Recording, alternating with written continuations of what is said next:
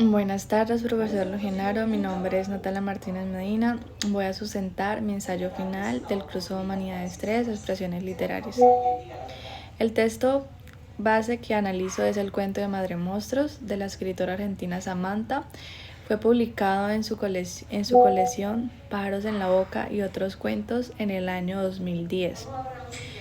Es un relato breve que narra la historia de una madre que observa sin intervenir cómo su hija adolescente devora pájaros vivos y termina convirtiéndose en una cómplice silenciosa en ese hábito.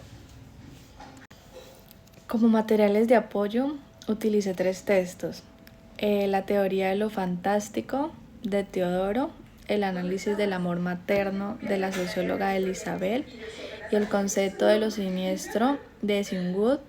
Estos me permitieron construir una literatura crítica del cuento desde diferentes perspectivas.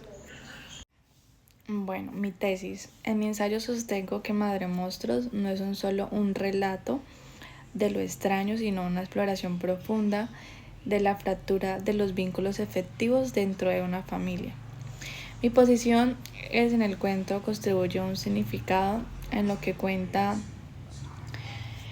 el deterioro del lazo entre la madre y la hija, con la manera en que está escrito, con una prosa muy fría y minimalista, que lo que hace del horror algo cotidiano y por eso es mucho más aterrador.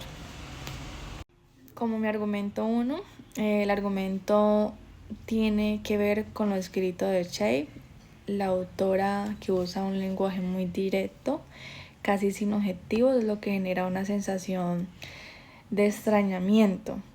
Los hechos más perturbadores se narran como si tuvieran simples datos de la realidad. Por ejemplo, cuando la madre describe por primera vez lo que hace su hija, dice: fue algo tan rápido que no estoy segura de haberlo visto. Esa frialdad obliga al lector a procesar el horror sin poder rechazarlo. Siguiendo a Teodoro, esto es lo fantástico, lo imposible que se instala en lo cotidiano sin que nadie lo cuestione. Como mi argumento 2, el segundo argumento de esta función de la mirada, la narradora no intenta detener a su hija, la observa una mezcla de horror y un fascinamiento que se convierte en cómplice. O sea, la madre mira a su hija devorar los pájaros y no hace nada para impedir eso, sino que se vuelve como cómplice de ese acto. Hay una frase que lo resume perfectamente, que es: yo no quería que viera, pero tampoco podía dejar de mirar. Después de la hermenéutica, esa mirada es la figura de la ubicación materna. La madre renuncia a su rol protector y se convierte en una espectadora pasiva. Weiner nos dice que el instinto materno no es natural, sino cultural, cuando esa construcción falla y el vínculo se rompe. O sea, ella al mirar que su hija estaba haciendo eso, debería de ponerse en su rol maternal, pues como yo lo haría también, de defender a mi hijo y de que no lo hiciera. Ella no hace absolutamente nada. Y como tercero y último argumento, en el tercer argumento es lo más inquietante. La madre solo mira, sino que termina comprando pájaros para que su hija lo convierta en proveedora activa del horror. Lo vemos cuando le dice: apoye la caja en el piso. Sara se acercó y quedé ahí, cuando mirando como agachaba. Aquí entra Fred. Lo siniestro es lo completamente ajeno, sino que reconocemos como propio y nos resulta extraño.